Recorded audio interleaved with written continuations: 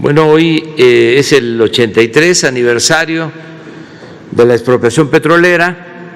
Vamos a conmemorar este día, esta fecha histórica en Tabasco, en un campo que se descubrió y tiene mucho potencial, mucho petróleo. Es una buena noticia. Por eso vamos a estar allá el día de hoy y continuamos la gira todo el fin de semana en el sureste.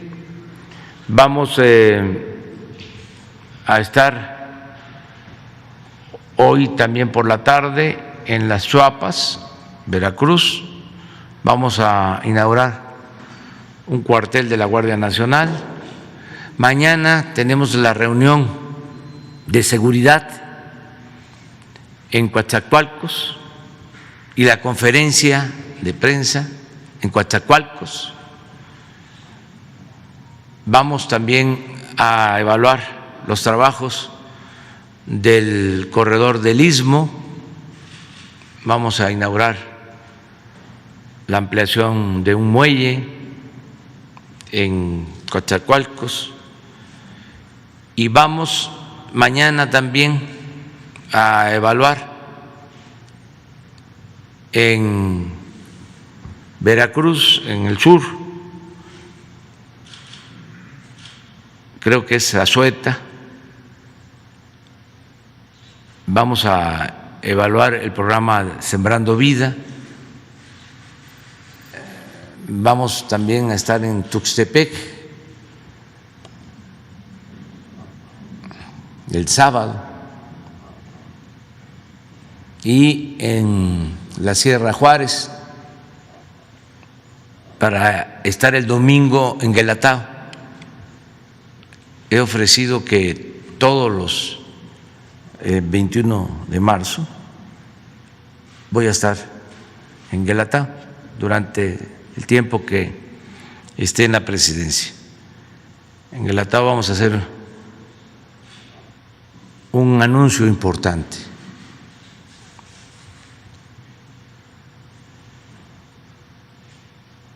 De modo que vamos a comenzar la conferencia de hoy. Primero, pues, enviar un pésame a familiares, amigos, a toda la comunidad artística, cultural de México por el fallecimiento de Vicente Rojo, gran escultor, pintor, nacido en Barcelona, que llegó a México niño para recibir protección de nuestro gobierno. En esa época llegó en el 49 a México. Lo sentimos muy, muy mexicano, como se sentía él. Lo conocí porque él hizo la fuente de la Plaza Juárez frente a la Alameda.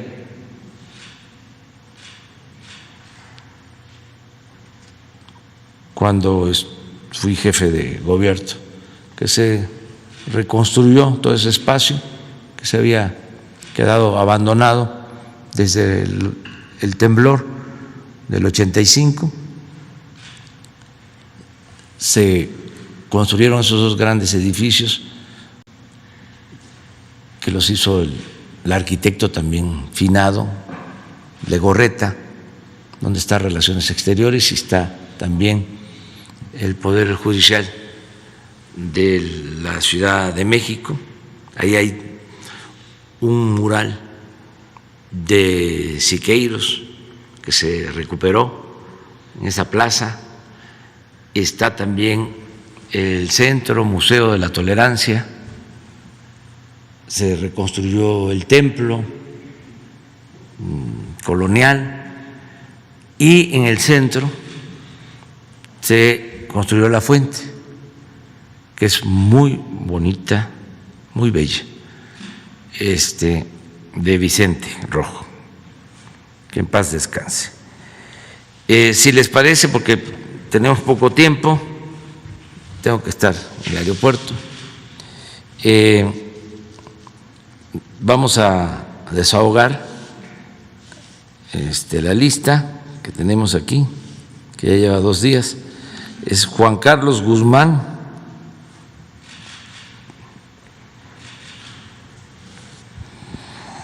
¿Qué tal, presidente? ¿Cómo está?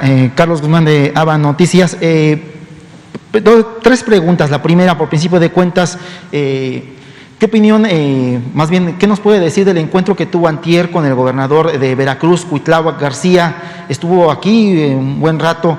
Hay un tema que le queremos preguntar específicamente, que es el tren ligero de Jalapa. Usted había comentado la vez pasada que no conocía el proyecto, pero que si lo conocía estaría dispuesto a apoyarlo. De inicio, ¿qué nos puede decir de este tema? Sí, me planteó sobre este proyecto. Lo tratamos y lo está viendo con la Secretaría de Comunicaciones y Transporte. Es un buen proyecto, nada más que se contempla terminarlo en el 2025 y es donde hay dificultad, porque nosotros no queremos dejar ninguna obra en proceso. Entonces, acordamos de que va a hacer consultas en la Secretaría de Comunicaciones para ver si el proyecto ejecutivo se tiene este año y a ver si es posible que en 2 años,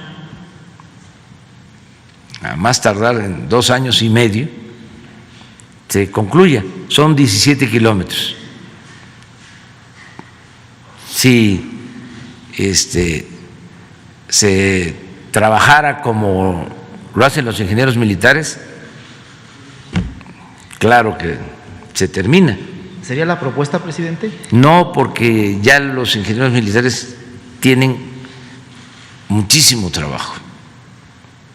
Están en el aeropuerto, nos están ayudando en la construcción de instalaciones para la Guardia Nacional, están construyendo 2.700 sucursales del Banco del Bienestar, están construyendo canales de riego en Nayarit,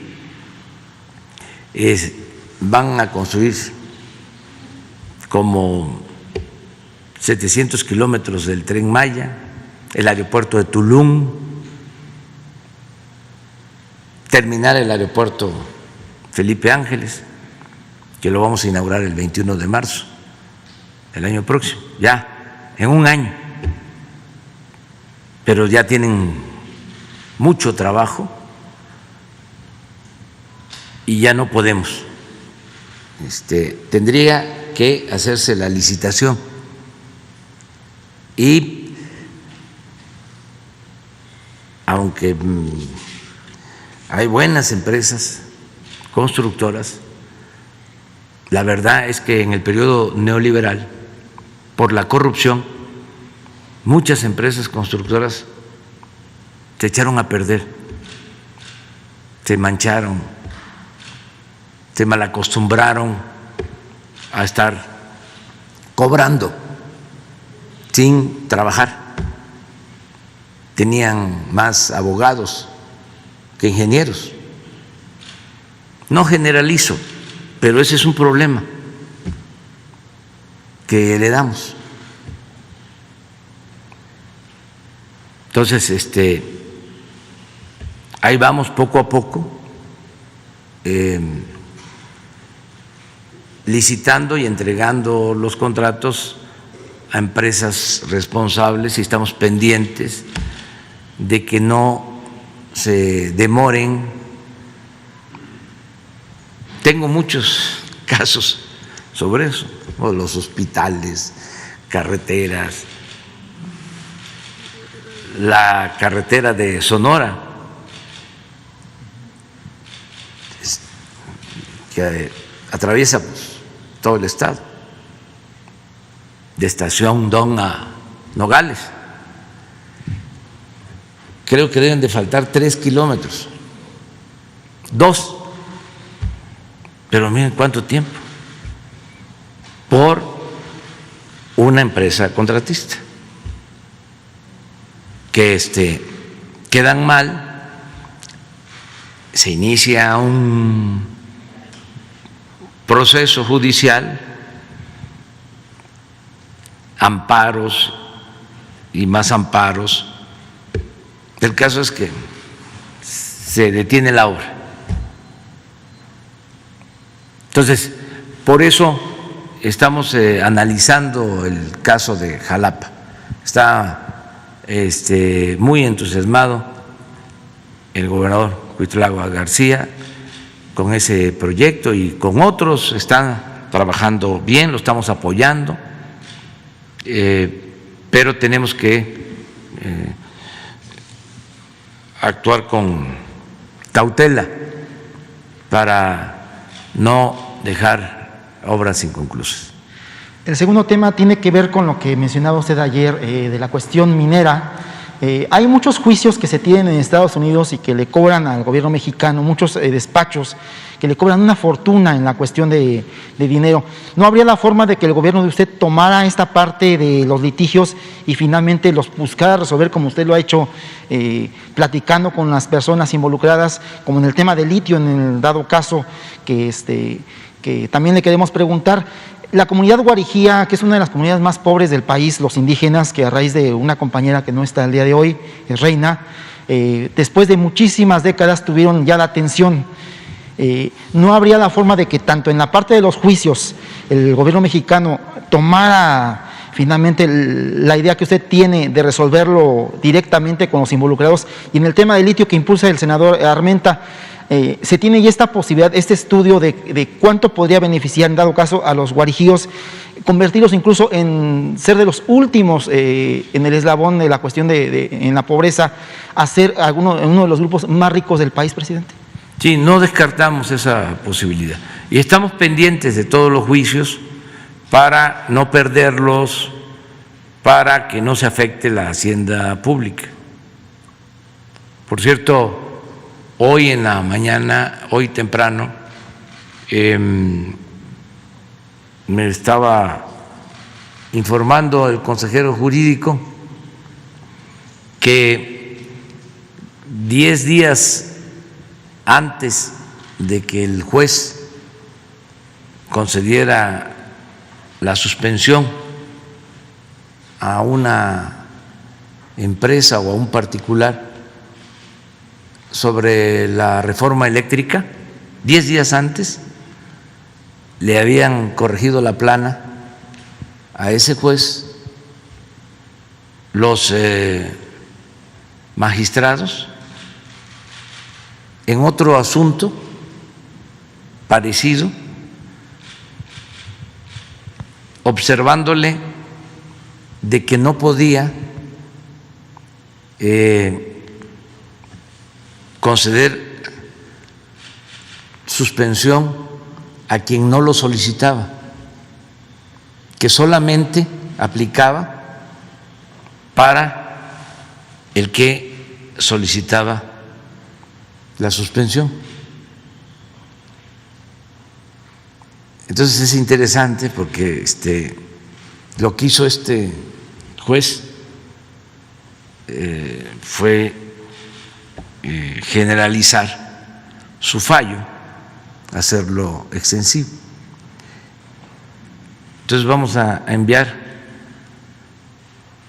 como complemento de pruebas al Consejo de la Judicatura esa resolución que fue resuelta por unanimidad, es decir, todos los magistrados. Pero antes de que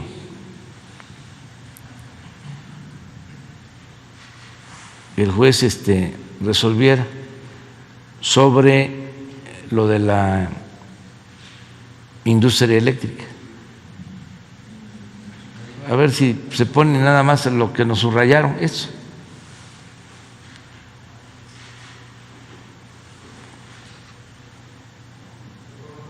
Los jueces de amparo no pueden ordenar directamente en sus sentencias la protección de los derechos de personas que no hayan acudido al juicio de amparo.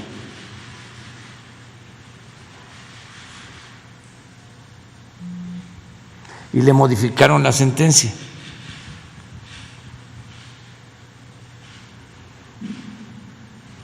Pero esto lo tiene que revisar la judicatura. Solo lo expongo porque se rasgan las vestiduras hablando de que es una intromisión al Poder Judicial y que no debemos intervenir. Bien. Y en el último tema, hoy es la conmemoración de la expropiación petrolera. Usted habló el día de ayer de la cuestión de la libertad sindical, del caso de Romero Deschamps antier. Hay un líder sindical que se llama Jorge Hernández Lira, que se está buscando, en este caso, postular para este cargo que dejará Romero Deschamps. ¿Qué opinión le merece esto, presidente? Serían todas las preguntas. Muchas gracias. Pues que tienen todo su derecho. Hoy voy a hablar de eso, de la libertad sindical, de que los trabajadores deben elegir libremente a sus representantes. Tenemos que avanzar en el establecimiento de la democracia,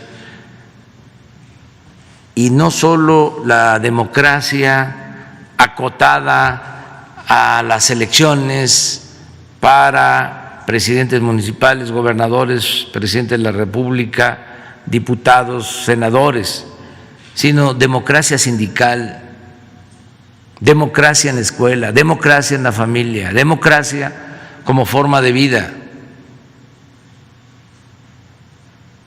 Lo del sindicato petrolero pues viene de lejos, ya conocen la historia.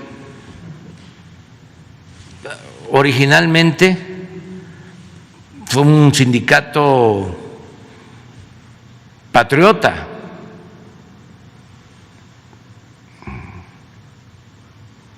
los dirigentes que presentaron la denuncia y que ganaron el laudo en contra de las compañías petroleras extranjeras, que fue el sustento legal para la expropiación.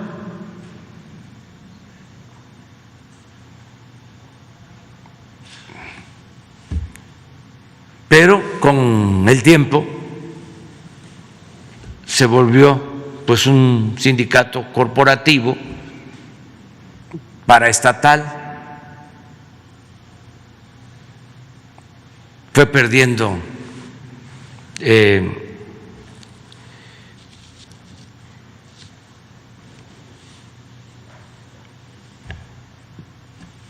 capacidad de resolver sus renovaciones mediante la democracia. Se fueron haciendo cacicazgos.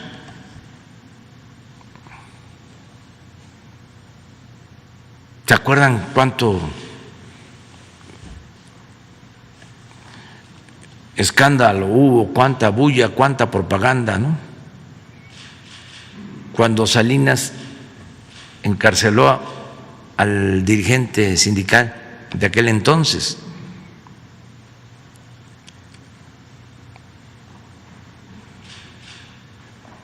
los jóvenes tienen que estar recordando sobre estas historias para entender la realidad actual. Entonces, se hace a un lado a ese dirigente, pero desde entonces, desde el Estado, se impone a dirigentes sindicales del sindicato. Es lo que se llama gatopardismo, que las cosas en apariencia cambian para seguir igual. Así era.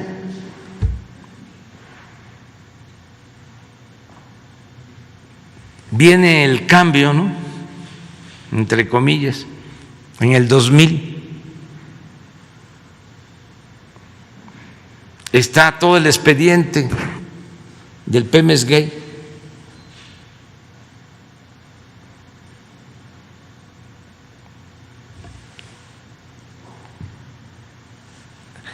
Se declara en ese entonces de que iba a haber justicia, que ya no iba a haber charrismo sindical.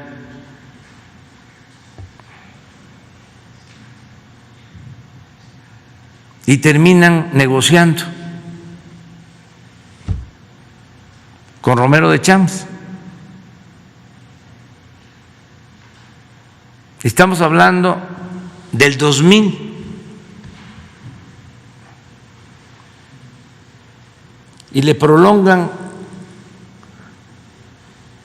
a Romero de Champs pues 20 años más.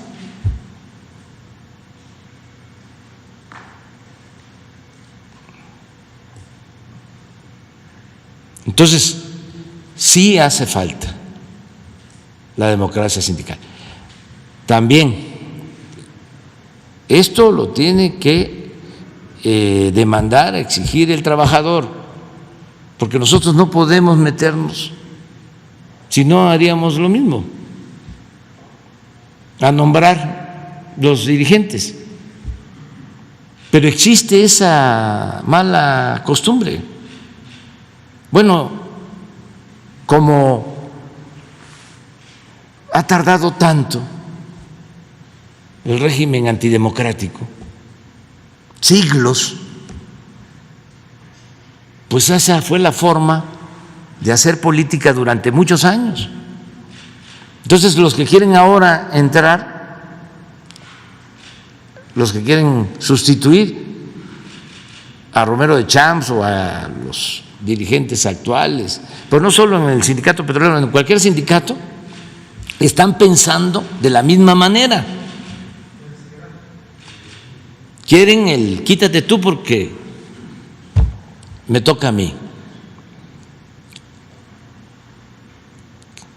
Quítate tú porque quiero yo. Nada más. Entonces, hay que impulsar la democracia sindical y esto corresponde a los trabajadores. Nosotros garantizar de que no haya preferidos, que no haya dedazo, que las elecciones sean limpias, libres, voto secreto. ¿Cómo votaban antes en las secciones sindicales, en las secciones petroleras? Tenían incluso que presentar su ficha. No había voto secreto. Entonces, hay un largo camino todavía para hacer valer la democracia, pero hay condiciones también inmejorables para iniciar ya la transformación en el terreno sindical. Que los trabajadores impulsen estos cambios que ayuden para tener buenos dirigentes, representantes sindicales honestos, no corruptos, y que los que aspiran a ser representantes sindicales también estén pensando en los trabajadores, no en ellos. Pero en fin, ahí va a ir caminando, poco a poco. Esteban. Gracias, presidente. Esteban Durán, Expresión México. Siguiendo con el tema de los sindicatos, presidente, usted acaba de decir que serían ustedes los vigilantes, los árbitros, junto con la Secretaría del Trabajo y Previsión Social, para que las elecciones al interior de estos mismos, bueno, sean claros, sean transparentes y no haya dedazos, no haya amiguismos, influyentismo, etcétera. Y en este caso, presidente, me quiero referir al sindicato petrolero, quien está dirigido por Víctor Flores desde el 1995. En el 2020, ¿Pero cuál sindicato? Ferrocarrilero. Ah, sí. Sí, en el 2020 le dieron la toma de nota con procesos amañados, violando los estatutos sindicales, y en los cuales los trabajadores, quienes también quieren aspirar a dirigir este sindicato, pues han sido nulificados completamente. Ha habido amenazas, extorsiones. Hay un régimen de terror que estos acusan en el interior por parte de Víctor Flores y su camarilla, como ellos mencionan. Ellos demandan al líder Víctor Flores. Sobre él pesan varias denuncias en varios estados, presidente, por extorsión. Hay demandas laborales, defraudación fiscal, peculado, abuso de confianza y enriquecimiento ilícito. Comentan que durante su gestión pues ha habido descuentos ilegales a las cuotas que estos dan, y que estos el año pasado finalmente se retiraron estos descuentos a las cuotas. Sin embargo, estos esperan que se les sean devueltas estos descuentos y no ha pasado nada. Ellos lo que quieren es transparencia, quieren que haya de cierta manera pues un castigo y que se regrese lo que les ha quitado, lo que les ha arrebatado, haciendo convenios con las empresas privadas a diestra y siniestra sin que los trabajadores estén enterados de esto. No ha habido transparencia, no hay democracia, dicen, y ya lo que quieren es que se vaya Víctor Flores, dadas todas las denuncias que ha tenido, las irregularidades y los abusos que ha habido al interior, presidente. ¿Ustedes ayudarían, colaborarían para que de esta manera se revise y la Secretaría del Trabajo y Previsión Social pues le retire la toma de nota para que de esta manera pues ya no haya tantos abusos al interior, presidente? Sí, que lo vea la Secretaria del Trabajo, Luisa María, y que nos dé ella un informe, un dictamen sobre este caso. Nada más tomando en cuenta que si hay denuncias judiciales, pues corresponde a la Fiscalía, pero que la secretaria nos informe en general cómo está la situación. Bien, presidente, gracias. En otro tema, hace una semana un empresario rumano, Florian Tudor, se reunió con la secretaria Rosa Isela, a quien le entregó varias pruebas que a su decir revelan actos de corrupción por parte de la fiscal anticorrupción, María de la Luz Mijangos, y su director Camilo Constantino. Estas mismas pruebas también están en la Fiscalía General de la República. ¿Usted tiene conocimiento de esto, presidente? ¿Ya le informaron? ¿Habrá alguna investigación y cuáles serán los alcances de estas, presidente? Sí, aquí en una reunión en la mañana, un compañero de ustedes pidió que se le atendiera a este ciudadano y dimos la instrucción para que Rosa Isela lo recibiera, platicara con él. Y Rosa Isela lo escuchó Voy a pedirle que informe acerca de una acusación contra la fiscal anticorrupción. No tengo el conocimiento. Lo que sí puedo decir es de que conozco a la fiscal anticorrupción y la considero una mujer honesta, limpia, honorable.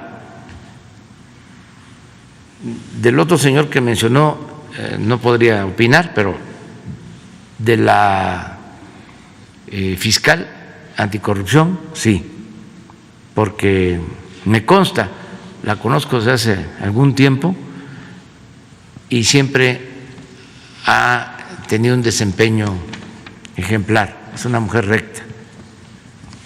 Sí, presidente, gracias. Finalmente, hay un caso de nepotismo y corrupción en Puebla, presidente, por parte del presidente municipal de Zacapuaxtla, Evodio Santos Alejo, quien bajo su gobierno ha utilizado recursos públicos para promocionar su imagen en busca de una diputación local y ha desatendido el apoyo a los pobladores, a quienes menos tienen.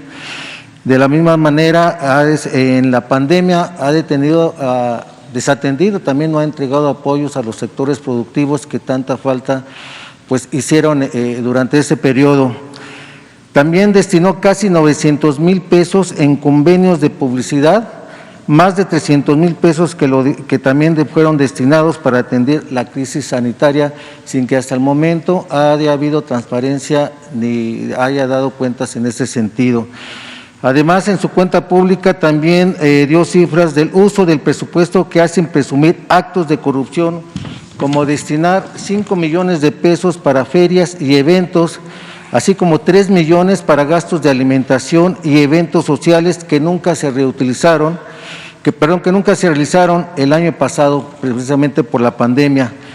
Otro caso de amiguismo es el hecho que el mismo gobernador Miguel Barbosa haya designado a Margarito Rojas Parra al frente del Centro Preventivo del Bienestar, quien presume su compadrazgo con el mandatario poblano y busca ser el candidato a la presidencia municipal, abanderando su relación con el gobernador. Otro caso, presidente, es el de Guillermo Lobato Toral, expresidente municipal, quien tiene 2 cuentas públicas no aprobadas y una demanda ante la Fiscalía de Puebla por falsificación de facturas. ¿Qué lectura, presidente, da usted a esto?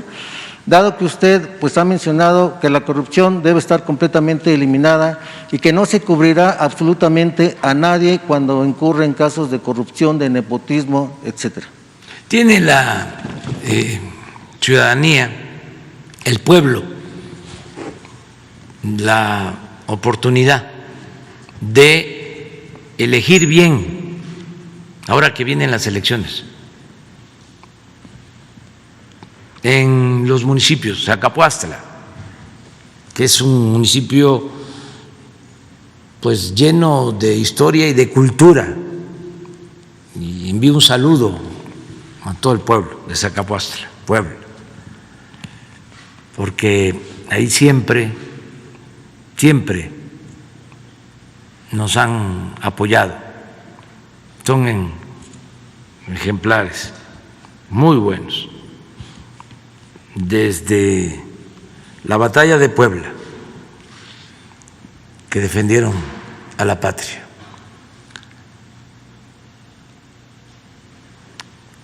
todos van a tener oportunidad, todos los ciudadanos, porque van a haber elecciones en todo el país, no en todos los estados van a haber elecciones de presidentes municipales, pero sí van a haber elecciones de diputados federales en todos, y también en la mitad, en 15, van a haber elecciones de gobernador.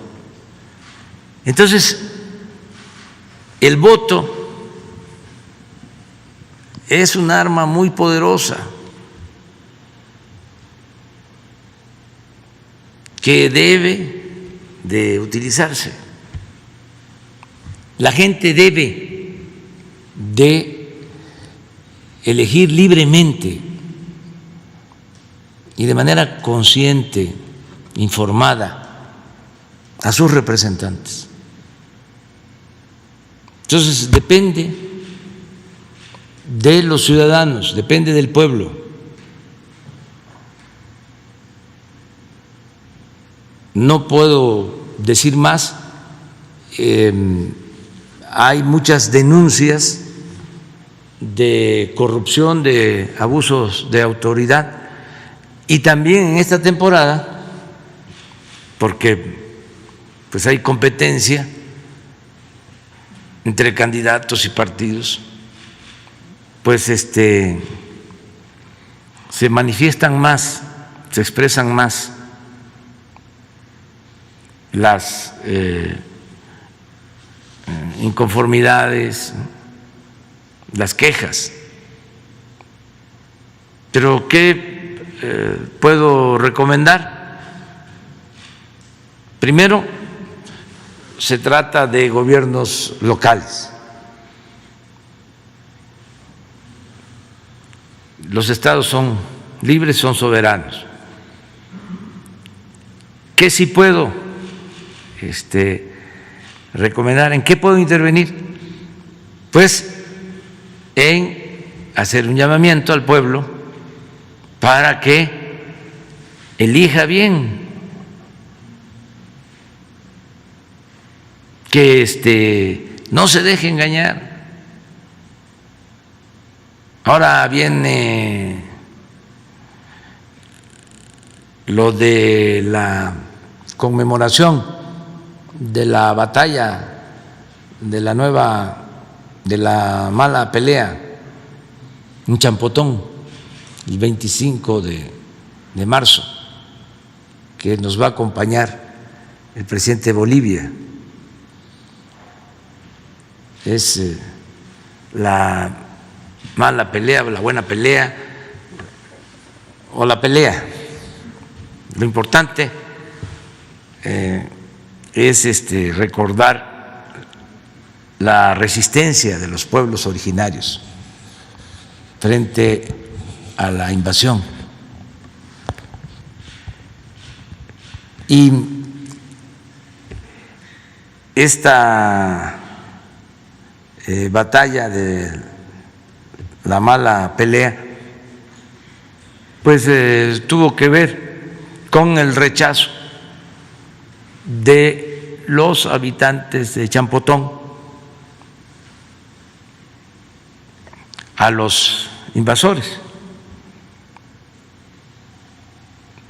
Es como lo de la noche triste o la noche alegre, que pues deben verse como hechos históricos, no así. Es mi punto de vista, ¿no?, de manera maniquea. Pero desde entonces, en el caso de Champotón, allá en el sureste, cuando alguien quiere abusar, le dicen: toma tu champotón. O sea, no vas a poder. Ahora que vienen las elecciones, que si llegan, que te voy a apuntar en la lista porque te va a llegar tu despensa, tu frijol con gorgojo, vas a tener tu vivienda, tus pollos y tus patos,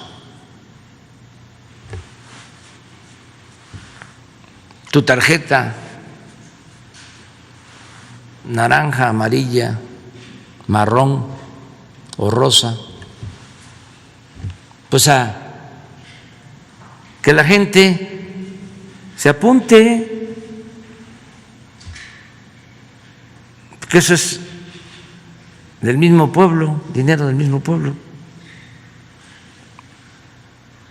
Si ayuda, que después de quitarles, de expropiarles todo lo que se pueda a estos corruptos, los denuncie y a la hora de votar, que voten de manera libre, en secreto, y que hasta puedan decirles a los trácalas, a los mapaches electorales: toma tu champotón. Entonces, que la gente actúe como lo está haciendo. Ya no hay ciudadanos susceptibles de manipulación, ciudadanos imaginarios.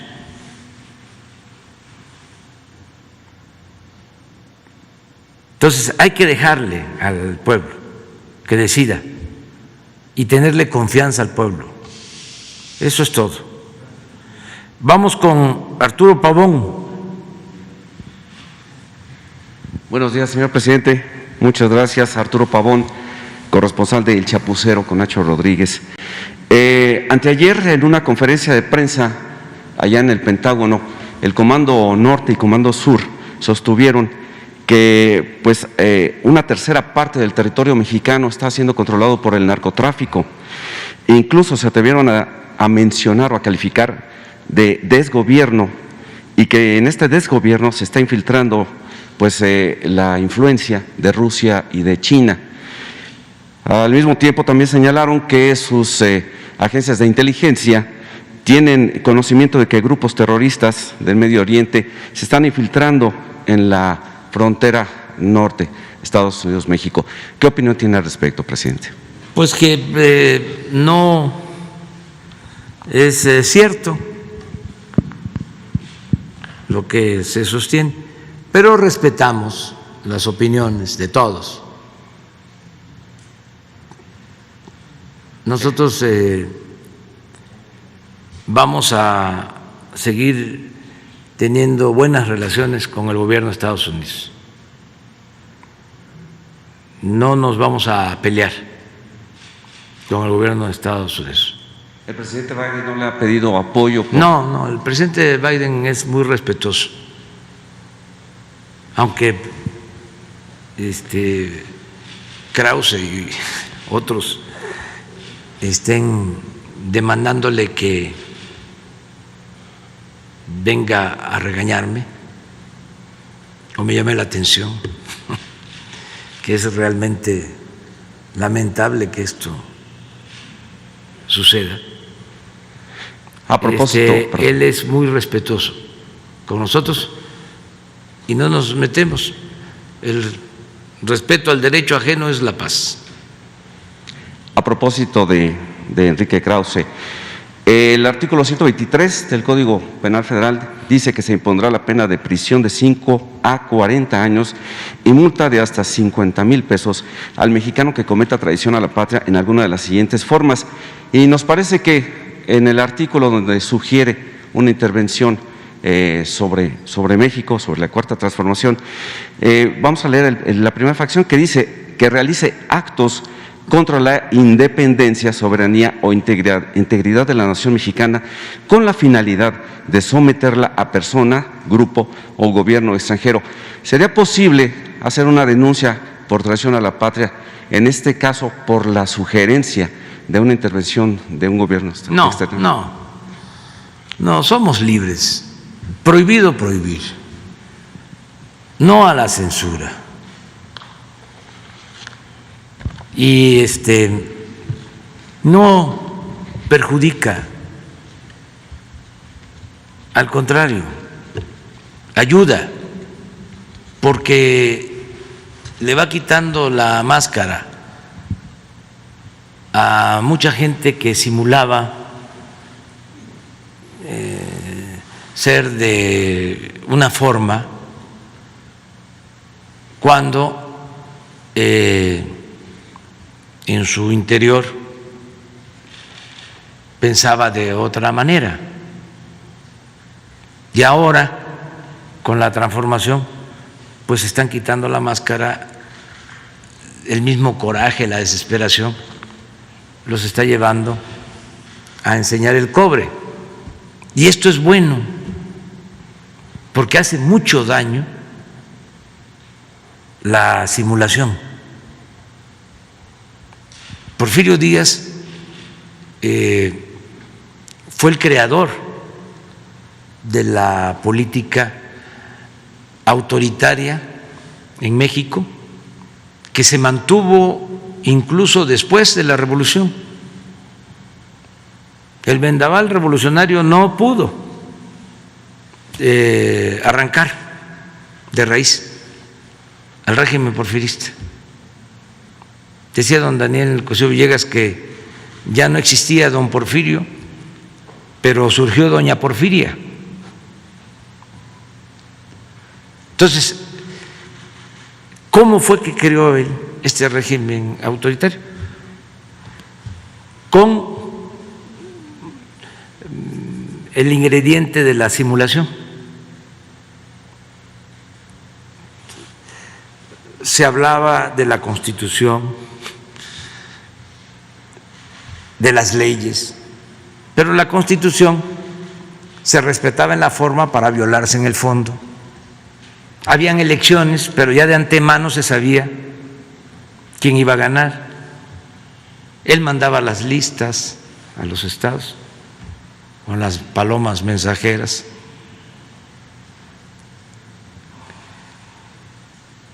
Todo era simulación.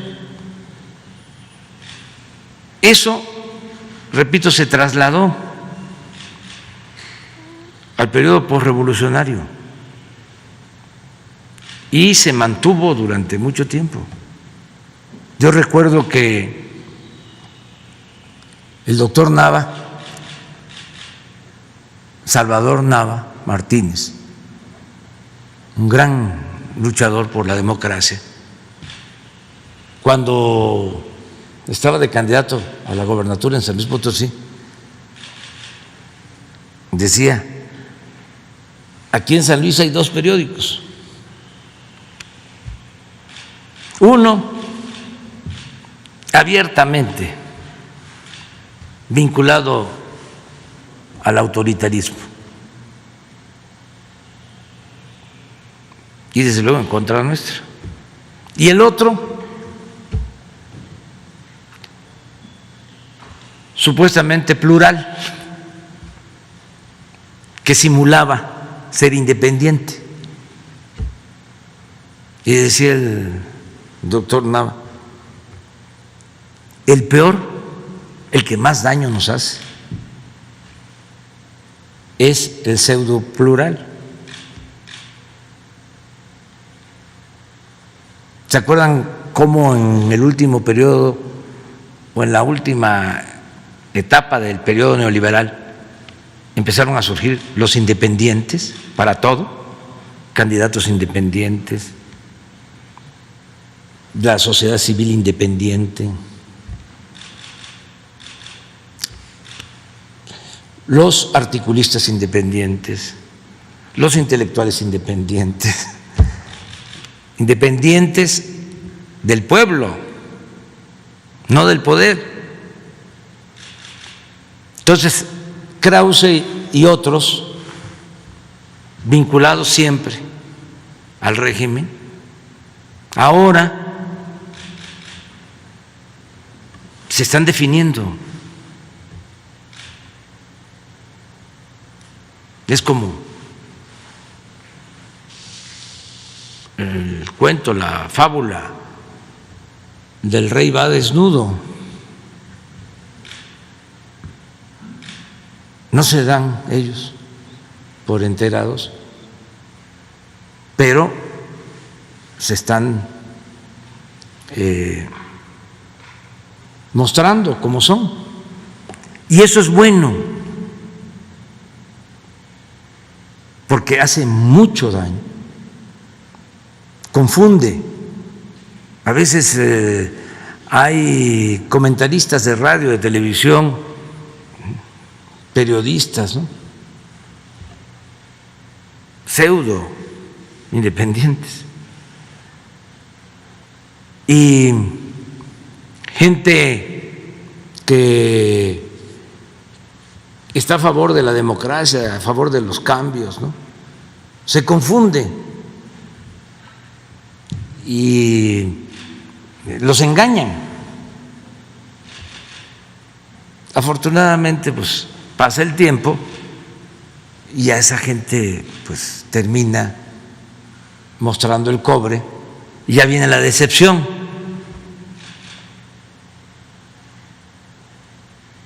Porque se presentan o durante un tiempo actúan como paladines de la libertad. Pero como decía el presidente Lincoln, al pueblo se le engaña una vez, 2 veces, pero no se le puede engañar toda la vida. Entonces estamos viviendo un momento estelar en nuestra historia, porque es un momento de definiciones. Entonces, si van a buscar ayuda al extranjero, pues así ha sido siempre, y en eso sí se equivocó el gran filósofo que sostuvo que la historia no se repetía, solo en su versión caricaturesca. No, la historia sí se repite. ¿Cuántas veces han ido al extranjero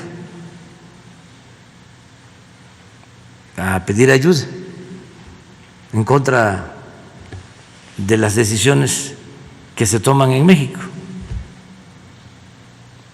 No es la primera vez, ni será la última, pero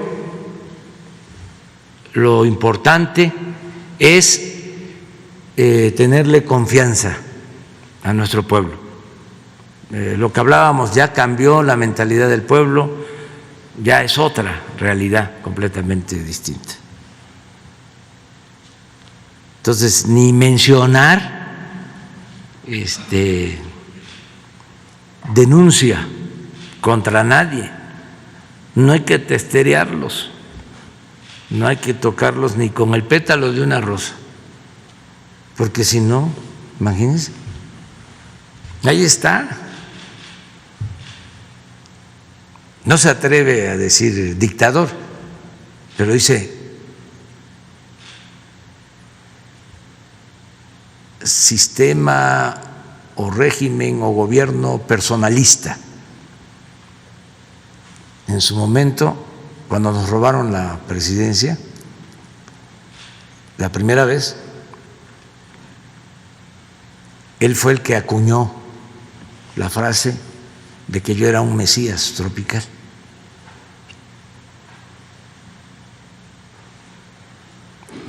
Entonces ya llevamos tiempo en esto. Muy bien, pero presidente. también no enojarse, no perder el sentido del humor.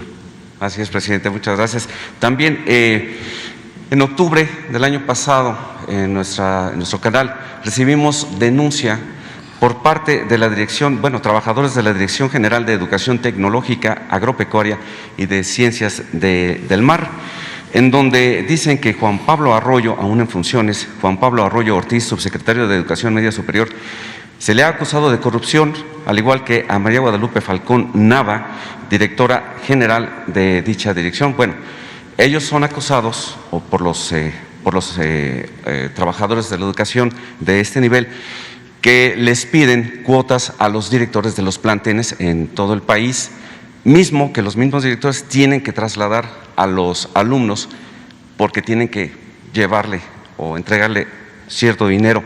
Nosotros nos dimos a la tarea de investigar esto. No encontramos exactamente esto, pero sí encontramos que muchas de las plazas fueron negociadas porque, de acuerdo a la reforma educativa que se hizo en tiempos de Peña Nieto, se supone que solamente para mejorar la plaza se tiene que hacer a través de una evaluación. Nosotros encontramos más de 900 profesores que no pudieron acreditar la certificación que los promovía a un mejor nivel, por lo cual se ha presumido que tuvieron que pagar, y hay testimonios de ello, que tuvieron que pagar por esa promoción. Nosotros traemos un listado que se lo vamos a entregar porque seguramente le va a servir mucho a la maestra Delfina para que pueda hacer una depuración en la Secretaría. Muchas gracias. De acuerdo, Arturo. Felipe Fierro.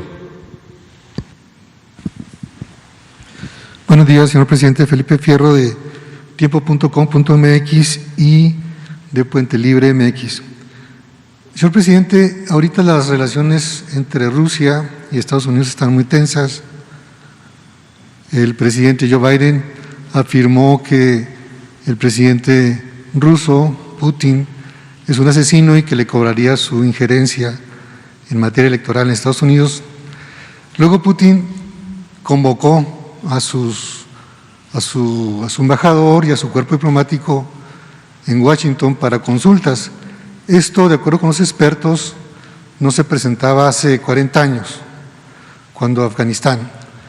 La pregunta es, considerando que México no está tan lejos de Estados Unidos como usted lo ha dicho, y que tenemos la frontera que se cruza más en el mundo por personas diariamente, aparte de los lazos económicos, financieros, sociales, ¿qué posición va a jugar México en este conflicto que se advierte va a ser de largo plazo y va a implicar un reacomodo en las definiciones de los países?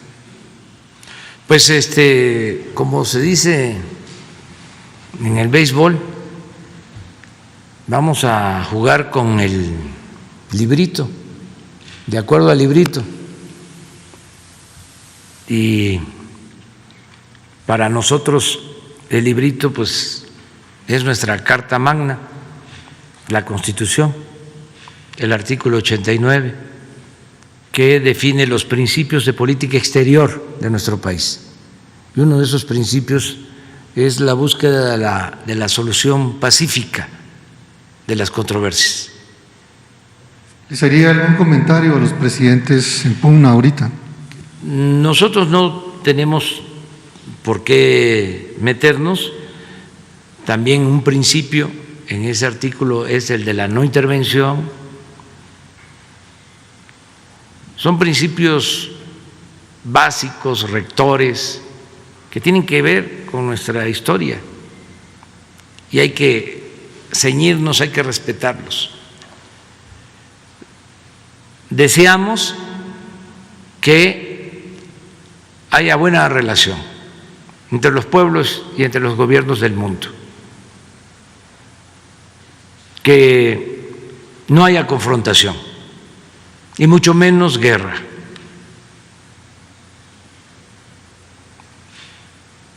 Pensamos que la política se inventó para evitar la confrontación y la guerra, que en política exterior es muy importante el diálogo, buscar el entendimiento,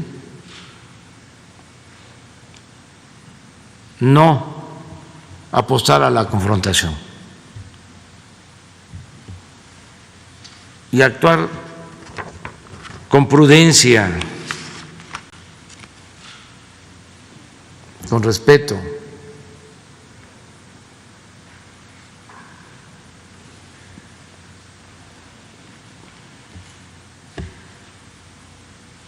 Yo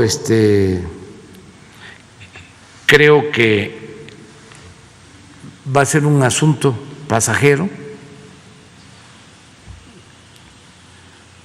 solo un mal momento. Eso es lo que deseo. Muy bien, señor presidente. En otra pregunta, ya se instaló una comisión de trabajo en la Cámara de Diputados denominada de transición hacendaria. El objetivo básico es plantear la conveniencia o la operación o la realización de una convención hacendaria que trataría de reacomodar la distribución de facultades y competencias fiscales entre los estados. Es claro que muchos estados tienen muchos años financieramente quebrados, derivado de una política de endeudamiento que alentó el gobierno federal, porque de aquí se autorizan los préstamos o se autorizaban los préstamos a niveles estratosféricos. Además, la mala administración, la corrupción, etcétera. El problema es que los estados están realmente quebrados, la gran mayoría o casi todos. Todos los estados piensan o creen que la federación los va a ayudar, pero pues no tiene dinero la federación, o no los quiere ayudar, o no los ha querido ayudar. La realidad es que tienen graves penurias. Sistemas de carácter social, médico, pensiones, educación, etcétera, están ahorita con la pandemia en punto de tronados prácticamente. La pregunta es, ¿usted no tiene planteada una política para componer o reestructurar las finanzas generales de todos los estados? Porque al final de cuentas pues es un país y lo que no hace la federación o no lo hace el estado o no lo hace nadie o hay una competencia ahí. ¿Cuál es su posición al respecto? Pues que hay que atender el problema, pero tomar en cuenta por qué se llegó a esta situación en los estados, cómo se les autorizaba que se endeudaran sin límite. La Secretaría de Hacienda les permitía, es más, Hacienda alentaba el que contrataran obras con costos financieros elevadísimos, porque los que estaban detrás de la construcción de esas obras eran políticos o contratistas influyentes. Y entonces una obra que costaba 100 millones la pagaban en 1,000. Comprometieron sus participaciones federales. Hay estados que tienen que estar pagando obras que se hicieron hace 10 años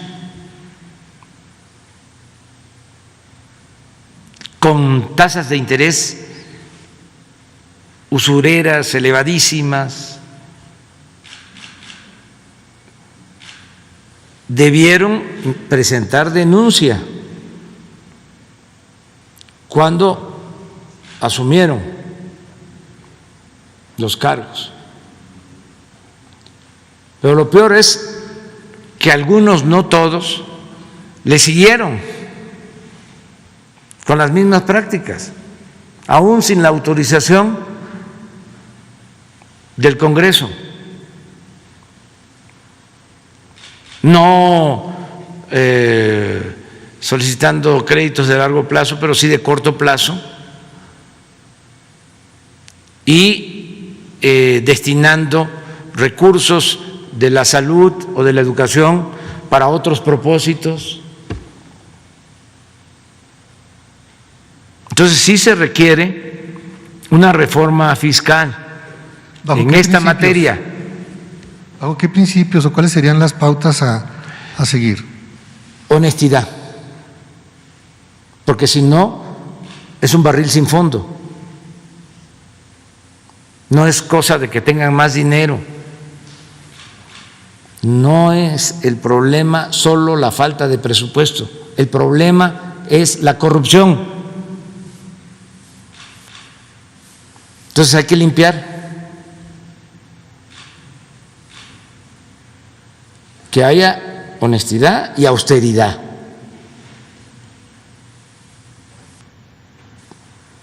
Y a partir de ahí, a ver, ¿qué se puede hacer para lograr más presupuesto? También sin aumentar los impuestos, sin gasolinazos, sin incrementar deuda. Y pueden decir, no se puede. Claro que se puede. Lo estamos demostrando. Ahora, por cierto, si siguen las cosas como están, en cuanto al precio del petróleo, vamos a tener unos ingresos adicionales, según el secretario de Hacienda, aunque en esto yo, nada más en esto, soy conservador, pero según el secretario de Hacienda, que sin duda es liberal, está calculando que vamos a recibir 300,000 millones de pesos adicionales. Y hay una parte de ese dinero Para los estados. que es participable, sí. Es una buena noticia. Pero Empiezan a repartir ese bono. tan luego pues se convierta en realidad, porque también hay que actuar de manera precavida y hay que evitar los excesos.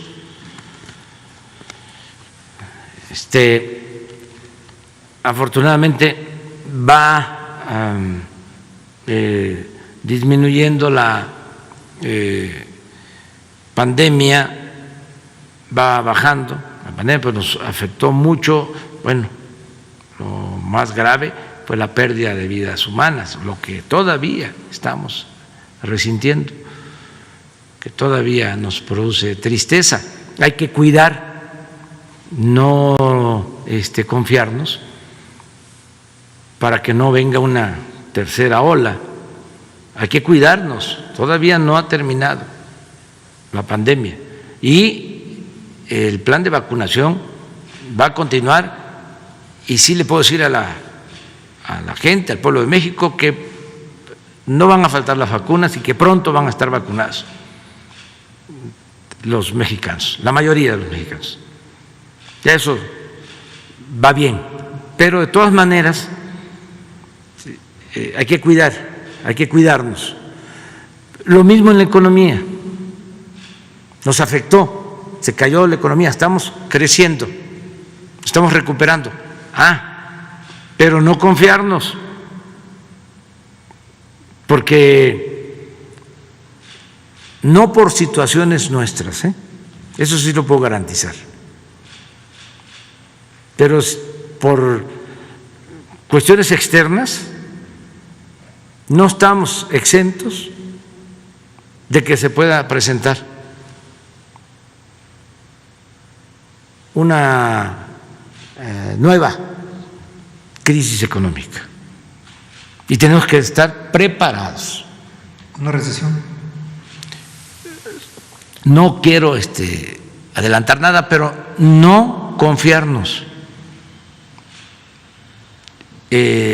Siempre actuar con cautela para evitar que en las crisis sufra nuestro pueblo, que se sigue empobreciendo nuestro pueblo, o sea, evitarlo. Entonces, eso es lo que estamos haciendo y vamos muy bien en la parte económica,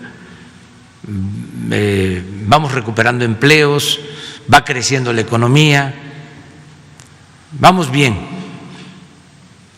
pero vamos a llegar a la normalidad y vamos a seguir pendientes.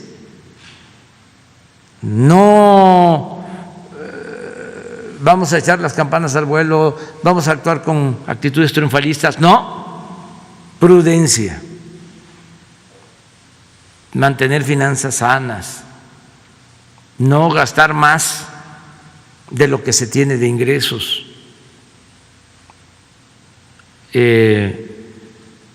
para no tener problemas.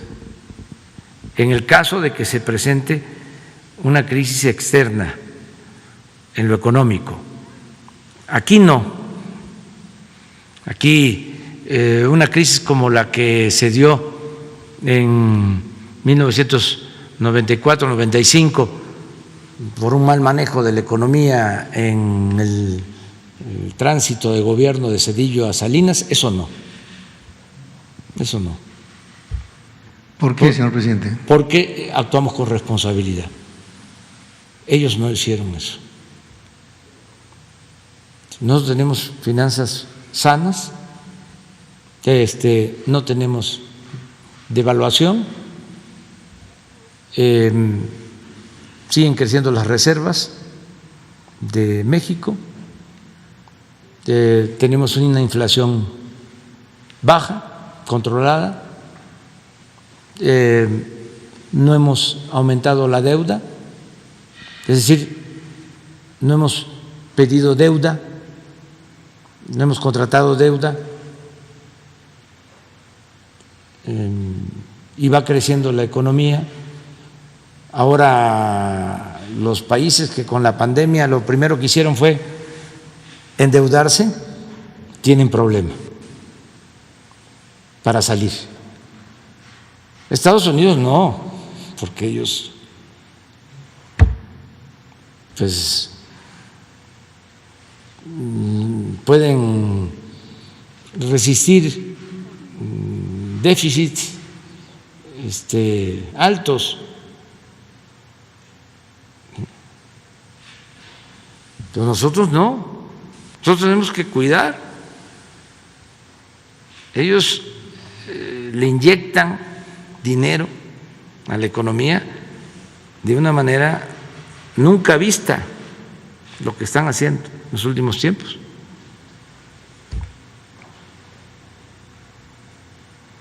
$1.900.000. Es como lo que están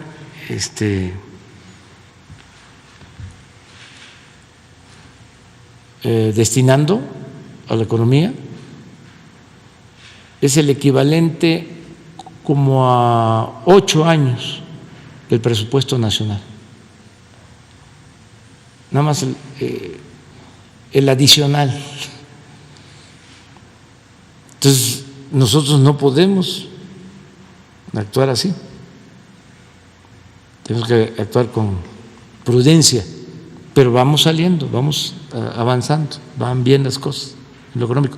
Me tengo que ir, va a quedar pendiente solo Diego. No vino.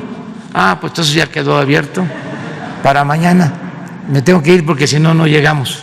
Adiós, adiós.